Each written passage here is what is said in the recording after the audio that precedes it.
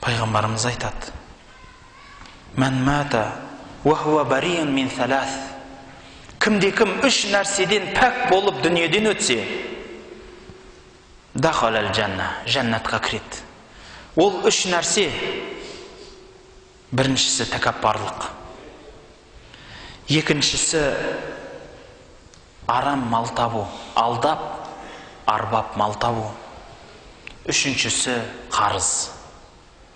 Мойныңызда қарыз болмай, кісінің ақысын жемей, тәкаппарланбай дүниеден өтсеңіз, жәннатқа кіресіз. Көп адамдар бар, қарыз алуды біледі, қайтаруды білмейді. Мойнына көтеріп жүре береді. Білсін сол адам, сол қарызын төлемей ол кісі жәннатқа кірмейді. Тіпті қандай сауап амал жасаса да.